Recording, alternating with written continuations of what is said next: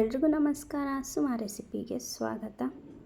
ಇವತ್ತಿನ ರೆಸಿಪಿನಲ್ಲಿ ಕ್ವಿಕ್ಕಾಗಿ ಒಂದು 20 ನಿಮಿಷದಲ್ಲಿ ಇಡ್ಲಿಗೆ ಸಾಂಬಾರು ಮಾಡೋದು ನೋಡೋಣ. ಮೊದಲಿಗೆ ಬೇಳೆ ಬೇಯಿಸ್ಕೊಳ್ಳೋಣ. ಬೇಳೆ 2 ಆಲೂಗೆಡ್ಡೆ, ಒಂದು ಸ್ವಲ್ಪ ಅರಿಶಿನ, ಸ್ವಲ್ಪ ನೀರು ಹಾಕಿ ಇದನ್ನು ಬೇಯೋಕ್ಕೆ ಇಟ್ಕೊಳ್ಳೋಣ. ಆಲೂಗೆಡ್ಡೆ ಇಲ್ಲ ಅಂದರೆ ನೀವು ಕುಂಬಳಕಾಯಿ ಹಾಕ್ಕೊಂಡ್ರೆ ತುಂಬ ಚೆನ್ನಾಗಿರುತ್ತೆ, ಹಾಕ್ಕೊಳ್ಳಿ ಇದ್ದರೆ. ನಾನು ಅದು ಬೇಯೋಕ್ಕೆ ಇಟ್ಕೊಂಡು ಇಲ್ಲಿ ಸಿಂಪಲ್ಲಾಗಿ ಒಂದು ಮಸಾಲೆ ರುಬ್ಕೊಳ್ಳೋಣ. ಸ್ವಲ್ಪ ತೆಂಗಿನಕಾಯಿ, 1.5 ಸ್ಪೂನಷ್ಟು ಬೇಳೆ ಸಾಂಬಾರು ಪುಡಿ ಖಾರಕ್ಕೆ ಎಷ್ಟು ಬೇಕೋ ಅಷ್ಟು ಹಾಕ್ಕೊಳ್ಳಿ.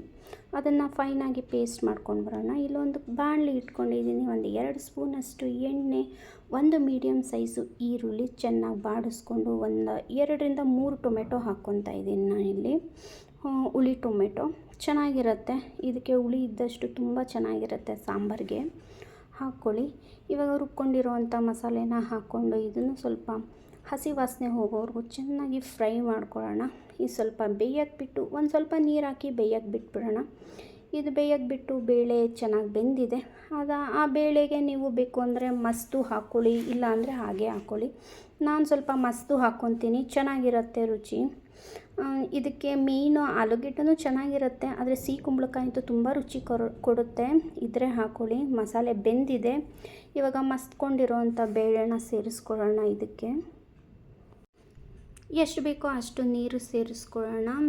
ನಾನು ಆವಾಗೇ ಹೇಳ್ದಂಗೆ ನೀವು ಬೇಳೆ ಸಾಂಬಾರು ಪುಡಿನ ಮನೆಯಲ್ಲೇ ಮಾಡ್ಕೊತೀವಲ್ಲ, ಅದು ಚೆನ್ನಾಗಿರಲ್ಲ. ಇದಕ್ಕೆ ನಾವು ಇಲ್ಲಿ ಹುರಿದು ಮಾಡೋ ಅಷ್ಟು ಟೈಮ್ ಇರಲ್ಲ ಯಾರಿಗೂ ಬೆಳಗ್ಗೆನೇ.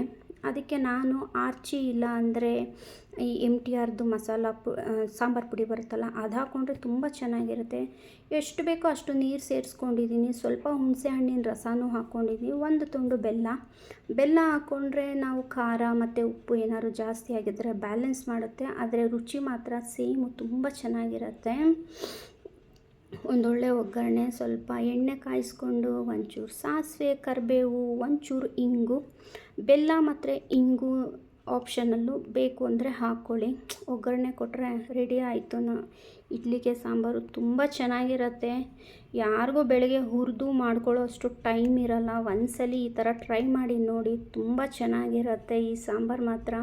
ಅನ್ನಕ್ಕೂ ಚೆನ್ನಾಗಿರುತ್ತೆ, ಮುದ್ದೆಗಂತೂ ಇನ್ನೂ ಚೆನ್ನಾಗಿರುತ್ತೆ. ಇಷ್ಟ ಆದರೆ ಲೈಕ್ ಮಾಡಿ, ಶೇರ್ ಮಾಡಿ, ಕಮೆಂಟ್ ಮಾಡಿ. ಮತ್ತಷ್ಟು ಈಸಿ ರೆಸಿಪೀಸ್ಗೆ ನನ್ನ ಚಾನಲ್ನ ಸಬ್ಸ್ಕ್ರೈಬ್ ಮಾಡ್ಕೊಳ್ಳಿ. Thank you so much.